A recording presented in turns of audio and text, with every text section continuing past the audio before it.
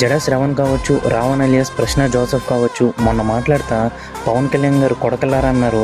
అందుకే మేము కూడా ఆయన ఇన్స్పిరేషన్గా తీసుకుని కొడకలారా అంటాం, ఇలాగే మాట్లాడతాం అంటున్నారు. సరే, పవన్ కళ్యాణ్ గారిని ఇన్స్పిరేషన్గా తీసుకుని మీరు కొడకలారా అంటున్నారు. అదే పవన్ కళ్యాణ్ గారిని ఇన్స్పిరేషన్గా తీసుకుని గిరిజన గ్రామాల్లో రోడ్లు వేయొచ్చు కదా. మరి అదే పవన్ కళ్యాణ్ గారిని ఇన్స్పిరేషన్గా తీసుకుని పిఠాపురంలో అనాథ పిల్లలకి ప్రతి నెల తన జీతం నుంచి 5,000 చొప్పున ఇస్తున్నాడు. మరి మీరు కూడా మీ జీతాల నుంచి ఇవ్వచ్చు కదా. మరి అదే పవన్ కళ్యాణ్ గారిని ఇన్స్పిరేషన్గా తీసుకుని హస్తకళాకారులకి వైద్య శిబిరాలు ఏర్పాటు చేయొచ్చు కదా.